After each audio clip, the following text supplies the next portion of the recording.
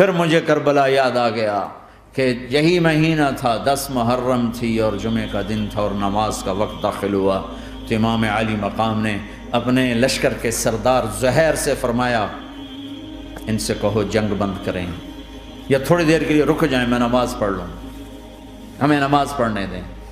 تو زہیر نے گھوڑا آگے بڑھا کر کہا شمر سے تھوڑی مہلت دو، ہم نماز پڑھ لیں، پھر تم نے جو مرضی کرنا ہے، نماز تو پڑھنے دو۔ شمر نے کہا ہم نماز نہیں پڑھنے دیں گے۔ ایک اور کوفی کھڑا تھا، اس کا نام حسین بن نمیر، کہا تمہاری نماز ہوتی ہی نہیں۔ انہوں نے کہا لعنت ہے تم پر، جس گھر کی طفیل نماز ملی ان کی نہیں ہوتی۔ تو انہوں نے واپس آ کر عرض کی حضور وہ نماز پڑھنے کے لیے جنگ نہیں روکیں گے۔ کہا اچھا پھر ہم نماز تو نہیں چھوڑ سکتے، میرے رب کی قسم اگر حسین نماز نہ پڑھتے تو انہیں کوئی فرق نہ پڑتا، لیکن ایک فرق پڑتا کہ پھر پیغام ادھورا جاتا، میسج ادھورا جاتا، اور میسج یہ دینا تھا کہ زیر خنجر بھی یہ پیغام سنایا ہم نے کہ ہم نے تلوار کی دھاروں کے نیچے بھی سر جھکانا ہے، اور ہم نے تڑپتے جسموں کے ساتھ بھی سجدہ کرنا ہے، اور ہم نے زخمی جسموں کے ساتھ بھی اللہ کے سامنے رکوع کرنا ہے، اور ہم نے خون آلود جسموں کے ساتھ بھی رب کے سامنے کھڑے ہو کے آنے والی نسلوں کو پیغام دینا ہے کہ نماز وہ ہے جسے اس وقت میں بھی نہیں چھوڑا جا سکتا، تاکہ کوئی یہ کہہ نہ سکے میں کیسے پڑھتا، میری جاب تھی میں کیسے پڑھتا، میری آنکھ نہیں کھلتی میں کیسے پڑھتا، میری عادت نہیں۔ اللہ کی قسم یہ جنتی نہیں تھے، جنت کے سردار تھے، صرف جنتی نہیں تھے، جنت کے سردار تھے، صرف جنتی نہیں جنت کے سردار۔ اور یہ سرداری کب ملی؟ محنت کے بعد نہیں، پہلے ہی ابھی ماں کا دودھ نہیں چھوٹا تھا کہ میرے نبی نے فرمایا حسن حسین جنت کے نوجوانوں کے سردار ہیں، اور ایسا پیار تھا کہ دونوں کو عرب سردار بچہ اٹھانا اپنی ذلت سمجھتے تھے، بچے نہیں اٹھاتے تھے، سب کے سامنے پیار نہیں کرتے تھے، لیکن آپ حسن حسین کو یہاں اٹھاتے، پھر یہاں ہی نہیں اٹھاتے تھے، یہاں کندھوں پہ بٹھاتے، یہاں۔ اور ایک عرب بدو حیران ہو کے دیکھ لیں، یا رسول اللہ یہ آپ کیا کر رہے ہیں؟ مثلا یہ کتنی عیب کی بات ہے کہ آپ جیسا سردار اور یہاں بچوں کو بٹھایا ہوا ہے۔ کہنے کا آپ ان سے بہت پیار کرتے ہیں؟ کہا ہاں میں ان سے بہت پیار کرتا ہوں، اور صرف میں نہیں کرتا، اللہ بھی ان سے پیار کرتا ہے۔ اور بتاؤں جو ان سے پیار کریں گے اللہ ان سے بھی پیار کرے گا، جو ان سے محبت کریں گے اللہ ان سے بھی محبت کرے گا، اللہ بھی ان سے محبت کرے۔ پھر ہم نے دعا مانگی یا اللہ جو ان سے پیار کرے تو ان سے پیار کر، جو ان سے بغض رکھے تو ان سے بغض رکھ۔ حضرت حسن سر سے لے کر کمر تک اللہ کے نبی کی 100% کاپی تھی، چہرہ یہ آدھا حصہ اوپر والا نبی کے مشابہ، یہاں سے نیچے پاؤں تک علی کے مشابہ، باپ کے مشابہ۔ حسین اس کا الٹ، سر سے لے کر کمر تک علی کے مشابہ، کمر سے لے کر پاؤں تک اللہ کے نبی کے مشابہ۔ اس مشابہت پر ہمارے نبی کہا کرتے تھے حسن میرا بیٹا ہے، حسین علی کا بیٹا ہے۔ ہائے ہائے کیا کیا لاڈ لڈائے اور کیا لوگوں نے کر دیا ان کے ساتھ۔ نماز جیسے عظیم عمل میں، نماز جیسے آپ رکوع میں ہوتے تو حسن آ کر نہ پاؤں میں گھس جاتے تھے، یہاں سے نکلتے ادھر، یہاں سے نکلتے یوں۔ سجدے میں جاتے تو کمر پہ بیٹھ جاتے تھے، فرض نماز کا سجدہ۔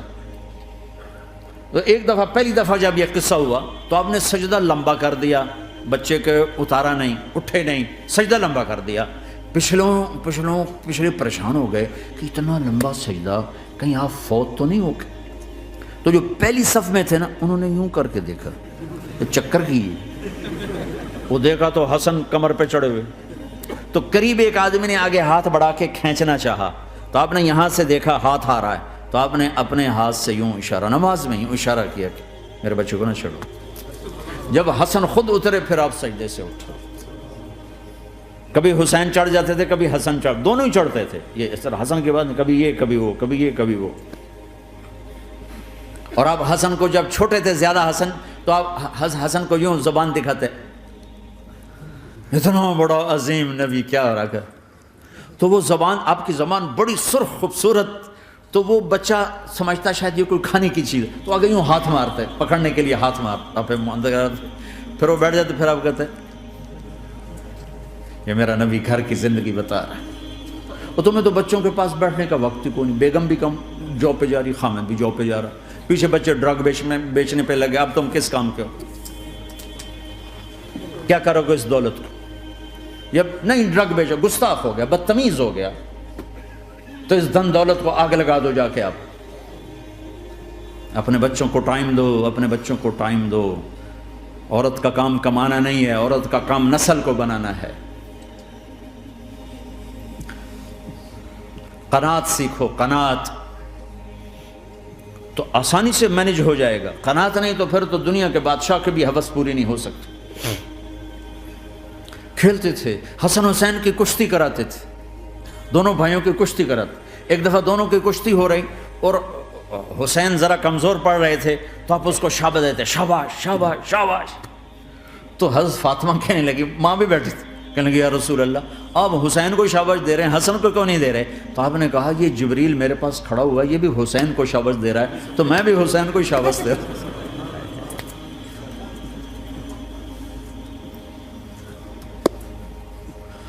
ایسی ہستیاں،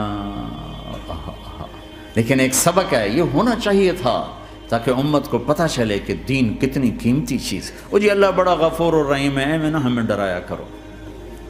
ہاں اللہ بڑا غفور الرحیم ہے، لیکن اس کا کوئی عدل بھی ہے۔ رات کا شراب پینے والا اور رات کو مصلی پہ رونے والا برابر ہو جائیں گے تو پھر یزید حسین کو ایک ہی جگہ بٹھا دو، پھر کربلاؤں کے لیے رونا چھوڑ دو۔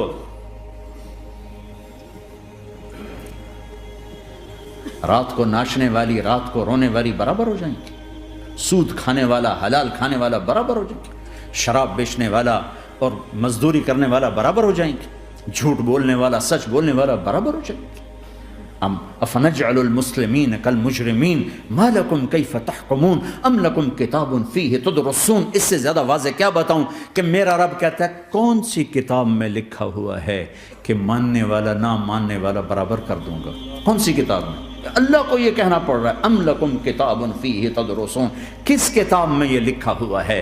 ام نجعل المتقین کالفجار، کہ ایک بدماش اور ایک فرمانبردار کو برابر کر دوں؟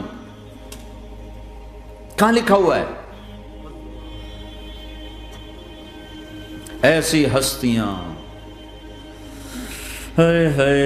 جنگ سے پہلے اونگ آ گئی، آنکھ کھلی تو ہنسنے لگے۔ بہن نے پوچھا یہ تو ہنسنے کا موقع نہیں، کیوں ہنسے ہو؟ زینب کہا بہن اللہ کے نبی خواب میں آئے، فرما رہے ہیں بیٹا میں لینے آ چکا ہوں، تو اب نہ پڑھے نماز، اب کیا مسئلہ ہے؟ جنت کے لیے تو کرنا ہے سب، یہ جنت کے لیے تو کر رہے، اللہ کے لیے تو کر رہے کہ سر دادن و جان دادن نہ آئے از لذت دیدارش، خسرو چتواں گفتن سر دادن و جان دادن نہ دیدار خیارے۔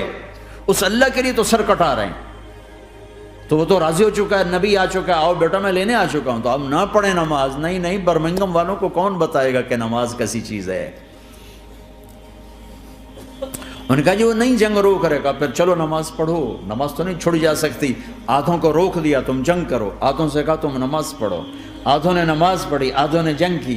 پھر جنہوں نے نماز پڑھی انہوں نے کہا تم آگے بڑھ جاؤ، ان سے کہا تم جا کے پیچھے اللہ کے بارگاہ میں سجدہ کرو۔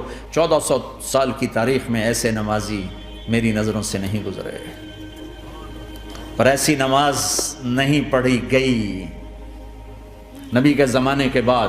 آپ نے بھی صلاۃ خوف ایک پڑھی تھی، نبی تو نبی ہوتا ہے، اور کیا ان کا حال تھا، خون و خون، اپنے خون سے وضو کیے یا کربلا کی مٹی سے تیمم کیے؟ جب سجدوں میں سر رکھ کے سبحان ربی الاعلی کہا ہوگا تو دھرتی میں کیا ہلچل مچی ہوگی۔ نماز نہ چھوڑا، نماز نہ چھوڑنا، کوئی عورت نہ کوئی مرد، نماز نہ چھوٹے۔